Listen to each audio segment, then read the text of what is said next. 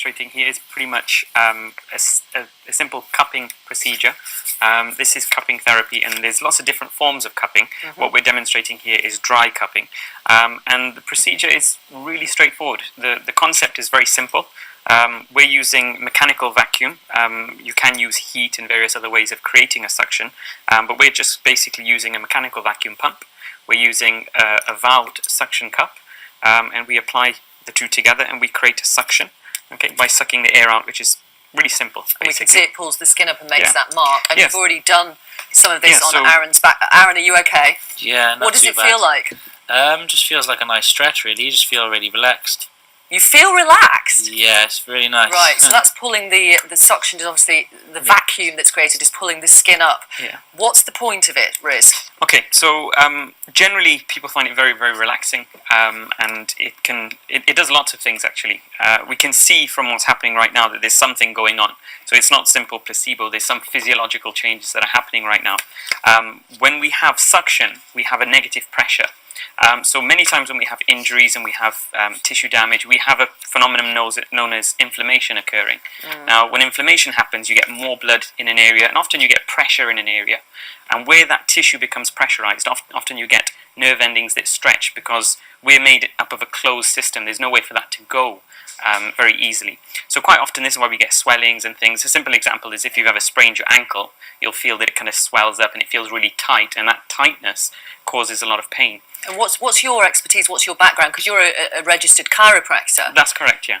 Cupping is an unregulated area, and presumably anyone can do it, can they? Yeah, well, cupping therapy is it's under voluntary self-regulation, so pretty much. So anyone can do it. Yeah, just like acupuncture or just like massage therapy or various other types of complementary therapies.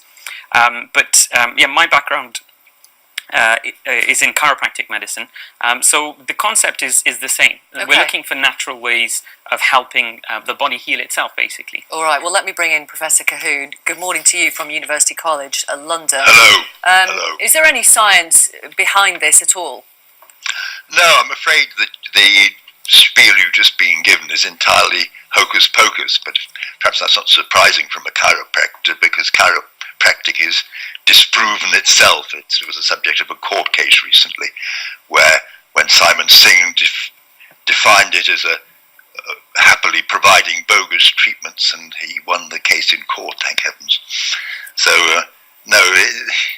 it's just pulling up a bit of skin. It's not going to affect the muscle to any noticeable extent, and taken to extreme, it can cause harm. It usually doesn't. It's usually just what Ben Goldacre would call a voluntary tax on the gullible. Right, fair enough.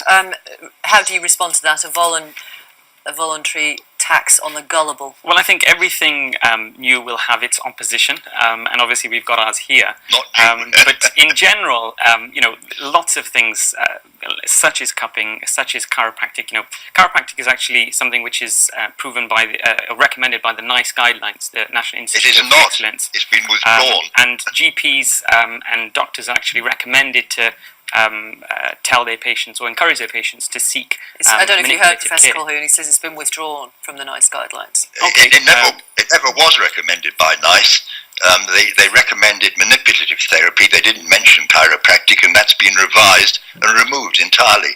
I'm afraid you're very out of date there. Okay. I had a look at a 2012 review of cupping. It said the studies that had been reviewed for the review generally were of low methodological quality, and more research was needed.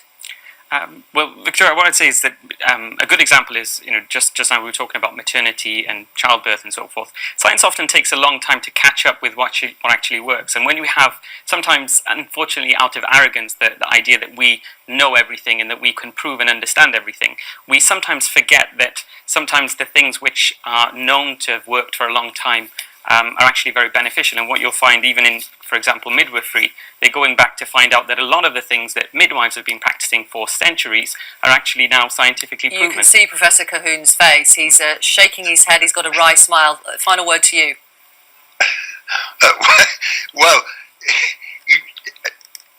There's no amount of anecdote that will supplant data. They simply need some proof. There isn't any proof. It's not been properly tested. Acupuncture's been properly tested and shown not to work.